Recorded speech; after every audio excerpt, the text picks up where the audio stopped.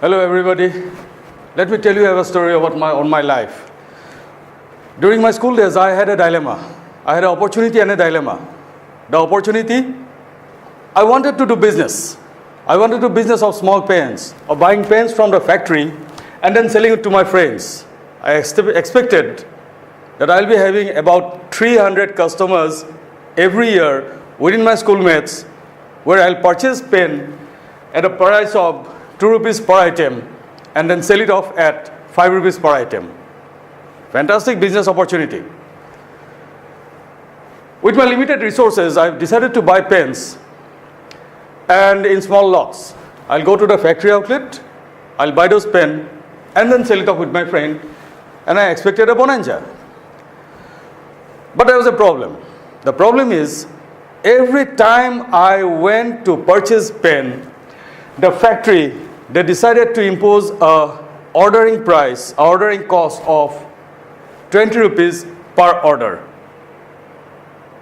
Something which I was not very comfortable with. So what do? I reduce the number of orders.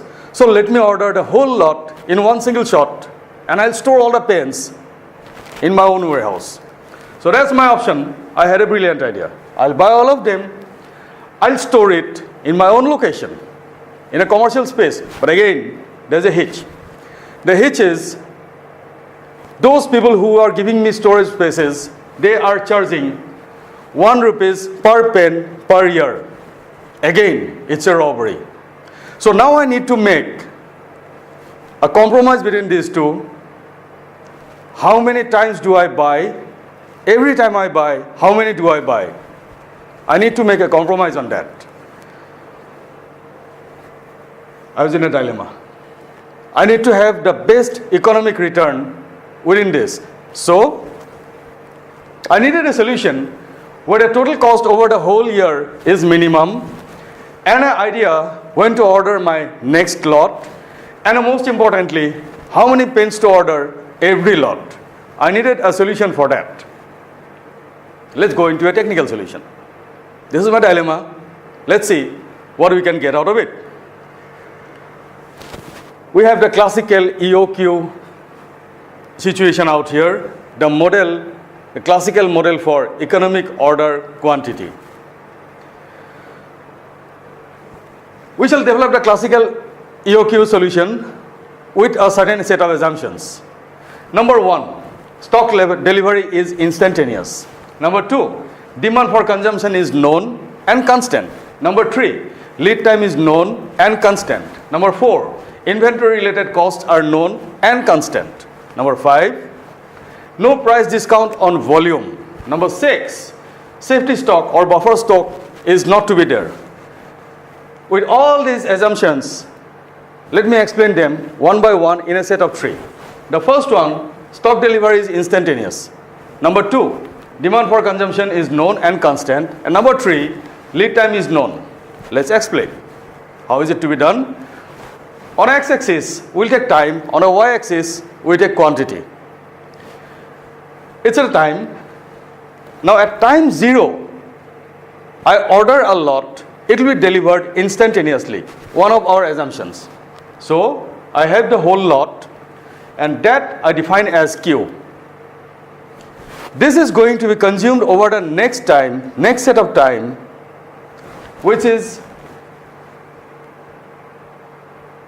that time. It is consumed over that period of time, T.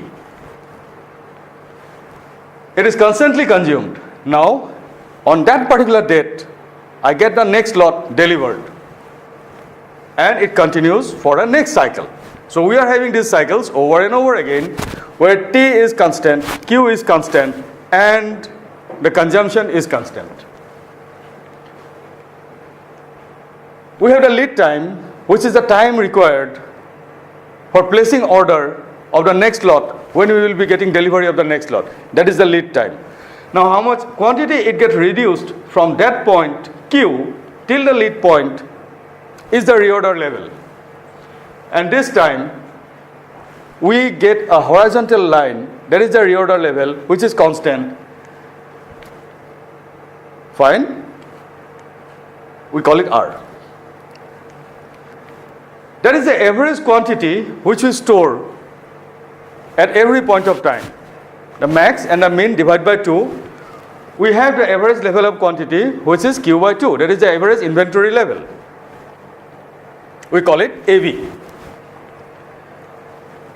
The next set of assumptions, inventory related costs are known and constant, no price discount on volume, and there is no safety stock, no buffer stock. How this is to be displayed? We have the inventory related cost as annual purchase cost, which is D multiplied by C, where D is the annual demand, C is the average purchase cost per unit.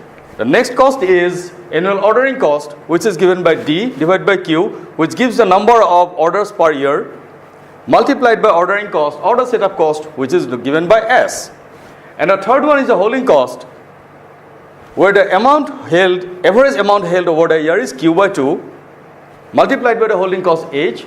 So Q by 2 multiplied by H gives the third cost, which is the annual holding cost.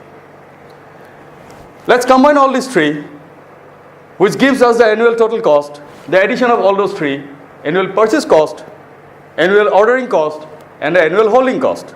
We get these three, combined together, we get the total cost. Next we go into the next stage, we need to find out where it is the minimum.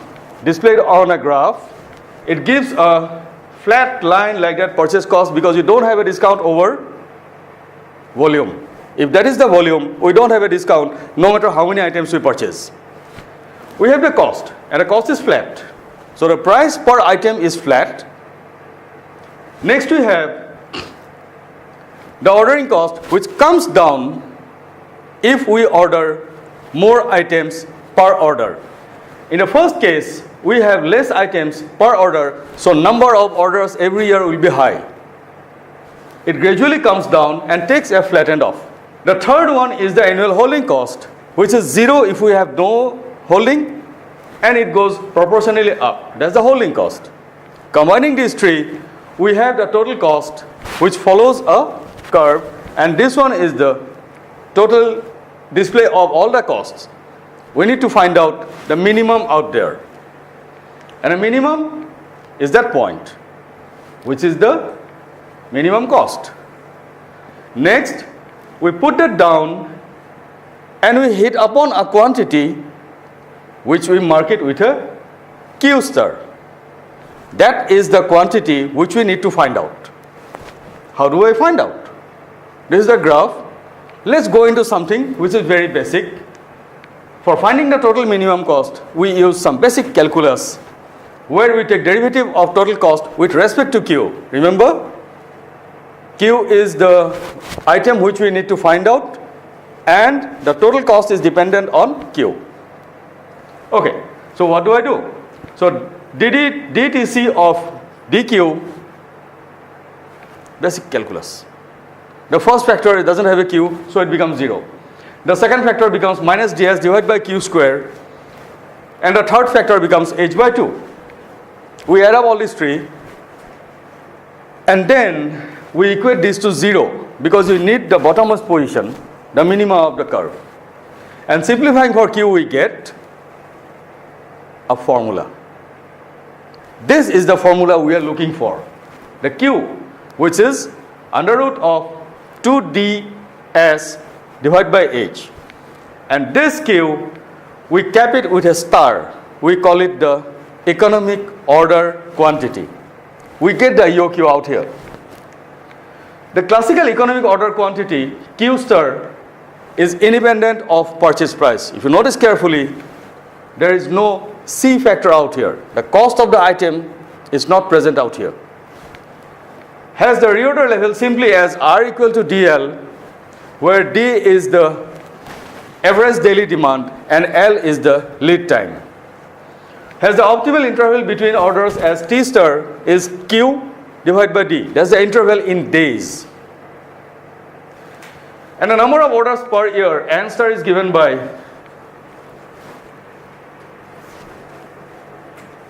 now. If you remember my dilemma, we are trying to find a solution for that. Now my dilemma was, what is the amount which I have to purchase every time I purchase? My D is 300.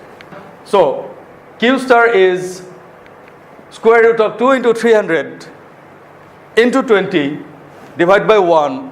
So which we get 109.54 pence. The nearest good number is 110. So that is my number which I need to order every time I place my order. So every time I place my order, I have to place order of 110, which will give me the least annual cost. So with a purchase of every pen being in rupees 2, my annual expense is going to be 873.19.